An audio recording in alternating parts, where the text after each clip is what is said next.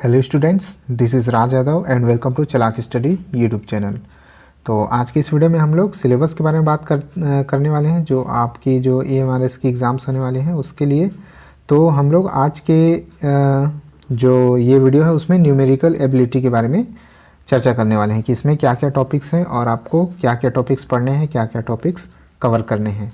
तो ये जो है आपका जो जनरल पार्ट है जो सभी के लिए कॉमन होगा वो है ये न्यूमेरिकल एबिलिटी, यानी कि आपकी जो संख्यात्मक अभिरुचि है, यानी कि मैथमेटिक्स से रिलेटेड जो भी प्रश्न आने वाले हैं उसके बारे में हम लोग चर्चा करेंगे। ये सभी के लिए कॉमन टॉपिक है, चाहे वो TGT है या फिर PGT हो। तो ये टॉपिक जो है सभी के लिए कॉमन रहने वाले हैं। तो इस वीडियो को पूरी जानकारी के लिए लास्ट तक जरूर देखिएगा।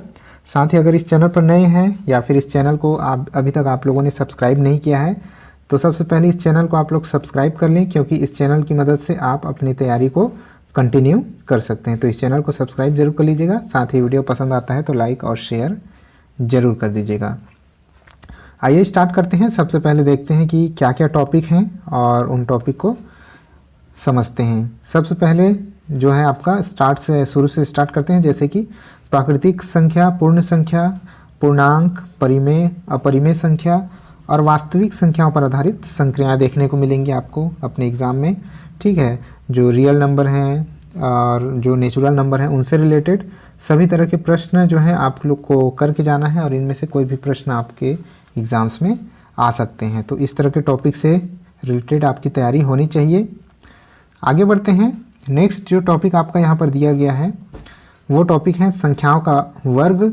ठीक है, स्क्वायर, क्यूब, वर्ग है, घन है, गुणनखंड है, वर्गमूल है, घनमूल है, स्क्वायर रूट, क्यूब रूट। उसके अलावा क्या है, घातांक के नियम है। उसके अलावा नेक्स्ट टॉपिक है आपका महत्तम समापवर्तक और लघुत्तम समापवर्तीय, यानी कि LCM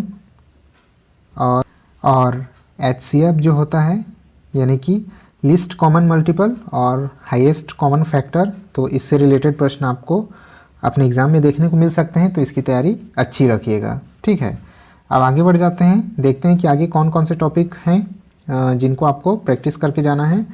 उनमें है भिन्न संख्या एवं उनकी संक्रियाएं। ठीक है, भिन्न संख्या जो इस तरह के जो प्रश्न होते हैं, ठीक है, इनको भिन्न कहा जाता है। उसके बाद है आपका औसत, फिर है चाल और समय दूरी। तो चाल, समय दूरी, औसत, इन सभी से रिलेटेड प्रश्न आपको करने हैं और इससे आपके मैथमेटिक्स का जो पोर्शन है उसमें क्वेश्चन जो है आता ही आता है। नेक्स्ट देखते हैं और क्या टॉपिक आपको करने हैं। तो यहाँ पर आपको बीजगणित से भी रिलेटेड क्वेश्चन आपके आएंगे और उनसे भी रिलेटेड आपको प्रैक्टिस करके जानी है, यानी कि अलजेब्रा।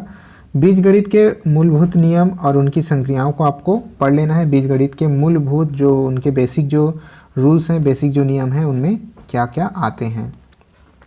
इसके बाद आ जाते हैं आपका जो एक टॉपिक है, एक चर और दो चर वाले रैखिक समीकरण या फिर युगपत समीकरण। तो एक चर और दो चर वाले रैखिक समीकरण से भी प्रश्न बन जाते हैं। तो रैखिक समीकरण या युगपत समीकरण को भी आपको हल करके जाना है। नेक्स्ट जो आपका टॉपिक आ जाता है जिससे रिलेटेड प्रश्न आपके एग्जाम्स में आते हैं वो हैं अनुपात समानुपात से रिलेटेड प्रश्न, प्रतिशत। ठीक है, प्रतिशत के अलावा क्या क्या है, क्रय विक्रय मूल्य। ठीक है, खरीदने बेचने से रिलेटेड जो प्रश्न हैं। उसके अलावा लाभ हानि, खरीदने बेचने से कितना लाभ हुआ, कितनी हानि हुई, ये सब। उसके अलावा साधारण ब्याज और चक्रवृद्धि ब्याज से रिलेटेड प्रश्न देखने को मिल जाएंगे। तो आप इनको भी प्रैक्टिस करके जाइएगा।